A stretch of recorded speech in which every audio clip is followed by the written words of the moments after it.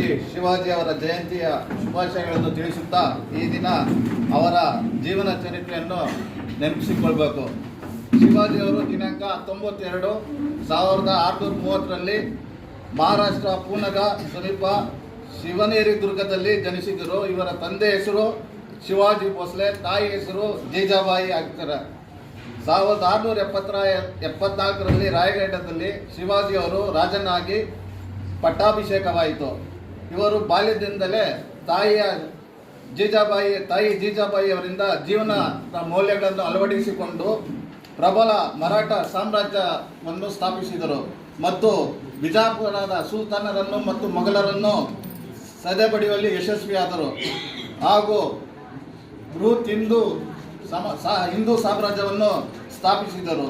ಇಂಥ ಮಹಾಶಕ್ತಿ ಏಪ್ರಿಲ್ 1680 ರಾಯಗಢದಲ್ಲಿ ನಿಧನರಾದೆಂದು ತಿಳಿಸುತ್ತಾ ಶಿವಾಜಿ ಮಹಾರಾಜನ ಜೀವನವು ನಮ್ಮೆಲ್ಲರಿಗೂ ಆದರ್ಶವಾಗಿರುತ್ತದೆ ಎಂದು ತಿಳಿಸುತ್ತಾ ನನ್ನ 2 ಮಾತುಗಳನ್ನು ಮುಗಿಸುತ್ತೇನೆ. ಹಿಂದೂ ಸಂಸ್ಥಾನಕ್ಕೆ ಒಡೆಯರಾಗಿ ಕೆಲಸ ಮಾಡಿದರು. ಮುಂದೆ ಹೇಳಿದಾಗೆ ಅವರ ತಾಯಿ ಜೀಜಾಬಾಯಿ ಆತನಿಗೆ ಮೊದಲದು ಚಿಕ್ಕಂದಲ್ಲಿ ತಾಯಿ ಇವೆಲ್ಲ ಮಕ್ಕಳಿಗೆ ಬೆಳೆಸ್ತಿದೆ, ಹಂಗಿರಬೇಕು ಹಿಂಗಿರಬೇಕು, ಚೆನ್ನಾಗಿ ಓದಬೇಕು, ಇಂಜಿನಿಯರ್ ಆಗಬೇಕು, ಡಿಗ್ರಿ ತಗೋಬೇಕು ಅಂತ.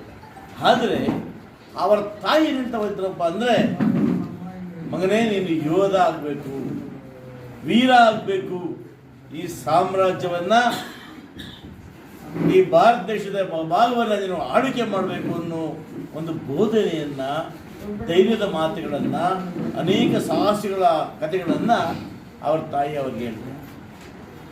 ಅವತ್ತಿ ಶಿವಾಜಿ ಮಹಾರಾಜರಿಗೆ ನಾನು ಕೂಡ ಈ ದೇಶವನ್ನು ಆಳತಕ್ಕಂಥ, ಈ ದೇಶವನ್ನು ರಕ್ಷಣೆ ಮಾಡ್ತಕ್ಕಂಥ ವ್ಯಕ್ತಿ ಆಗಬೇಕು ಅಂತೇಳಿ ಚಿಕ್ಕಂದಿನ ಮನಸ್ಸಲ್ಲಿ ಕೂತ್ಕೊಂಡು ಬಹುಶಃ ಅವರೆಲ್ಲ ಯುದ್ಧಗಳನ್ನು ಮಾಡ್ತಾರೆ. ಅವರು ಮೊದಲನೇ ಯುದ್ಧ ಮಾಡಿದ್ದು ಎಷ್ಟಪ್ಪ ಅಂದರೆ ಕೇವಲ 17 ವರ್ಷ. ಅದೇ ಇವತ್ತು 17 ವರ್ಷ ಮಕ್ಕಳು ಮಲ್ಕೊಂಡಿದ್ದ ಹೋಗ್ತಾರೆ. ಎದ್ದೇಳು ಬೇಡಿ, ಅಪ್ಪ ಎದ್ದೇಳೋ, ಉಟ್ರೆ ಟೈಮ್ ಹೋಗ ಓಡ್ತಾ ಇದ್ದೀನಿ. ಆದರೆ ಶಿವಾಜಿ ಮಹಾರಾಜ 17 ವರ್ಷಕ್ಕೇ ಯುದ್ಧವಿರ್ತಕ್ಕಂಥ ಯೋಧನಾಗಿ ಯುದ್ಧ ಭೂಮಿಯಲ್ಲಿ ನಿಂತ್ಕೊಂಡು ಹೋರಾಡ್ದ. 17 ವರ್ಷಕ್ಕೆ ಅಂತ ಕೆಚ್ಚೆದೆಯ ವೀರ ಇವತ್ತು ಶಿವಾಜಿ. ಇವರು ಗೆರಿಲ್ಲಾ ಯುದ್ಧ ಅಂದರೆ, ಈ ಗೆರಿಲ್ಲಾಗಳು ಅಂದರೆ ಈ ಮಂಗಗಳು, ಕೋತಿ ಥರ ಆತ ಯುದ್ಧ ಮಾಡ್ತಾರಲ್ಲ, ಆ ಯುದ್ಧ ಮಾಡೋ ಜನನ ನಾಶಪಡಿಸುವಂಥ ವಿದ್ಯೆ ಹೊಂದಿದ್ದು ಶಿವಾಜಿಗೆ ಮಾತ್ರ. ಆ ಗೆರಿಲ್ಲಾ ಯುದ್ಧಪಡೆಗಳನ್ನು ಶಿವಾಜಿಯವರು ನಾಶ ಮಾಡ್ತಾಯಿದ್ರು.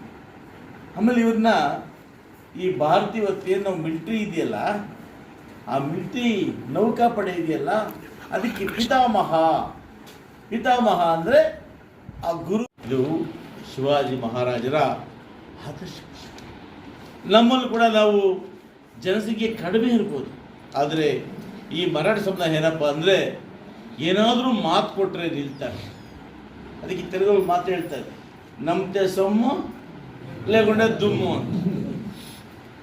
ಈ ಸಮುದಾಯ ಎಲ್ಲರ ಪರವಾಗಿ ಯಾರಾದ್ರೂ ಮಾತು ಕೊಟ್ಟರೆ ಆ ಮಾತಿನ ಪರವಾಗಿ ನಿಂತು ಸಮಾಜದಲ್ಲಿ ಏನೇ ಅಡೆತಡೆಗಳು ಬಂದರೂ ಕೂಡ ಶಕ್ತಿ ಮೇಲೆ ಪ್ರಯತ್ನ ಮಾಡ್ತಾರೆ. ಅದಕ್ಕೊರಗಿತ್ತು ಬಂಗಾರ ಬಿಡಲಿ ಏನಪ್ಪ ಇಷ್ಟೆಲ್ಲ ಇದ್ದರೂ ಕೂಡ ಈ ನಮ್ಮಲ್ಲಿ ದರ್ಜೆಗಳು ಬರಾಟಿಗಳೆಲ್ಲ ಕೂಡ MM ರಸ್ತೆ ಮೈನ್ ಟೌನಲ್ಲೇ ಇತ್ತು. ಆ ಒಂದು ಕೊರಗಿತ್ತು, ಇಷ್ಟೆಲ್ಲ ಇದ್ದರೂ ನಮ್ಮನ್ನ ಯಾರು ಕೌನ್ಸಿಲರ್ ಮಾಡಲಿಲ್ವಲ್ಲ ಅಂತ. ನಾನು ರಾಜ್ಕುಮಾರ್ ಅವರ ಶ್ರೀಮತಿಯವರನ್ನು ಅವತ್ತೇ ಕೌನ್ಸಿಲರ್ ಮಾಡಿದೆ. ಪಂಚಾಯತಿ ಅಧ್ಯಕ್ಷರು ಮಾಡಿದ್ದೀವಿ, ಮೊನ್ನೆ ಗುಲ್ಲೇರಿ ಕೂಡ ವೆಂಕಟೊಬ್ಬರು ಅಧ್ಯಕ್ಷರು ಮಾಡಿದ್ವಿ, ಹಿಂದೆ ನಾವು TPS ಮೆಂಬರ್ ಮಾಡಿದ್ವಿ, ಈ ಭಾಗದಲ್ಲಿ ಅಧ್ಯಕ್ಷರು ಮಾಡಿದ್ದೀವಿ. ಯಾಕಂದರೆ ಸಮುದಾಯದ ಬಗ್ಗೆ ನಮಗಿರ್ತಕ್ಕಂಥ ಗೌರವ ಕೂಡ ಇದೆ. ಪ್ರಭಾಕರ್ ಕೂಡ ಸದಸ್ಯರಾಗಿದ್ದರು. ಇಷ್ಟೇ ಅಲ್ಲ, ಇವತ್ತು ನೀವೆಲ್ಲ ಕೂಡ ಒಂದು ಬೇಡಿಕೆ ಇಟ್ರಿ, ಭಾಳ ವರ್ಷಗಳ ಬೇಡಿಕೆ.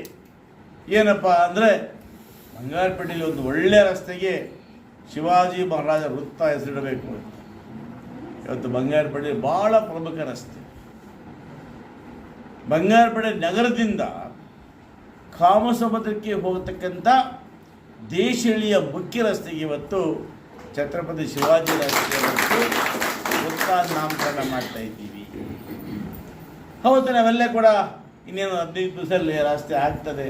ಅವತ್ತು ನಾವು ನೀವೆಲ್ಲ ಸೇರಿಕೊಂಡು ಒಂದು ಒಳ್ಳೆಯ ಕಾರ್ಯಕ್ರಮವನ್ನು ಮಾಡಿ ಈ ನೆನಪಿನಲ್ಲಿ ಇತಿಹಾಸದಲ್ಲಿ ಶಿವಾಜಿ ಮಹಾರಾಜರು ಏನು ಕರ್ನಾಟಕ ರಾಜ್ಯಕ್ಕೆ ಕೊಡುಗೆ ಕೊಟ್ಟಿದ್ದಾರೆ ಆ ಕೊಡುಗೆಯನ್ನು ನೆನೆದುಕೊಳ್ಳುವ ರೀತಿಯಲ್ಲಿ ಅವರ ನೆನಪಿಗಾಗಿ ಸಮಾಜದ ಒಳಿತಿಗಾಗಿ ನಾವು ಇವತ್ತು ಶಿವಾಜಿ ಮಹಾರಾಜರ ರಸ್ತೆಯನ್ನು ಬಂಗಾರಪೇಟೆಯಲ್ಲಿ ಉದ್ಘಾಟನೆ ಮಾಡೋಣ ಮಾತನ್ನು ಹೇಳ್ತಾ ರಾಜಕೀಯ ಏನೇ ಇಲ್ಲ.